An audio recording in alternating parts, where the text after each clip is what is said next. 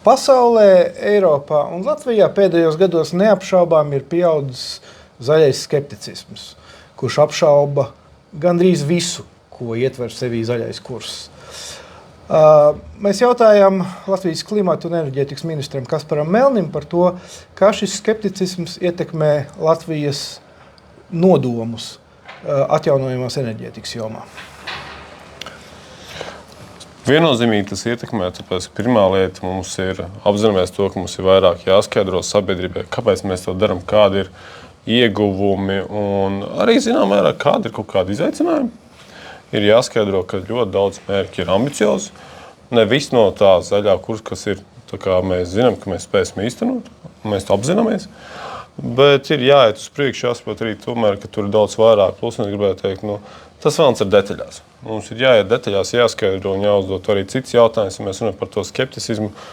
Kurš ir tas, kurš tad iegūst no tā skepticisma, ka mēs tajā virzienā neejam, ka mēs nemēnamies un paliekam. Un tas lielākais, kur mēs redzam, ka lielākais potenciāls tam visam ir, ka, fosilās degvielas ir tas, kuras visvairāk gūst no tā, ka mēs paliekam tur, kur mēs esam.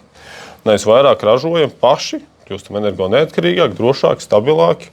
Tā ir tā pamatlielā atbilde. Es taisni gribēju jautāt, vai Krievijas iebrukums Ukrainā un tagad ASV un Izraēlas karš ar Irānu nav tik ļoti nodemonstrējuši Eiropas enerģētikas sistēmas ievainojamību starptautisko krīžu kontekstā, ka vispār vēja un saules stacijas vai nebūtu jāskata kā energoapgādes drošības jautājums, nevis tur zaļā kursa vai tur oglekļa izmešu vai šādos aspektos. Teiksim, ja?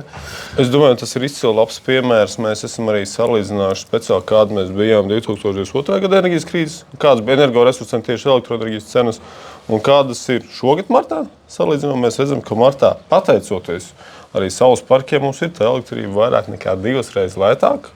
Nekā 22. gada. Nekā 22. gada martā, jo mūsu šo dienu ir uzstādīti 1300 megavati, kas arī dod mums tādu drošību un elektrības cenas lētāks. Un viennozīmīgi mēs varam skatīties katru nozari atsevišķi, bet tomēr skatāmies to kopēju virzienu, kur ejam. Un viennozīmīgi, man liekas, tas, kas ir būtiski, es noteikti aicinātu skaidri, ka to zaļo kursu aizvietot ar energo pašpietiekamību. Jo tas viss zaļais ir ko? Vairāk ražot sev Latvijā, pašiem ražot, mazāk patērēt, kur var nepatērēt. Un iet uz priekšu, un tas galvenais. Un viennozīmīgi esošajā situācijā, es domāju, tas pat vēl vairāk motivē domāt par savējiem energoresursiem, ko mēs šeit varam, jo varam mēs saražot ļoti daudz ko. Arī to pašu biometānu, ar ko varam aizstāt dabas gāzi. Jā, pagaidām ļoti maz, bet ar kaut ko ir jāsāk.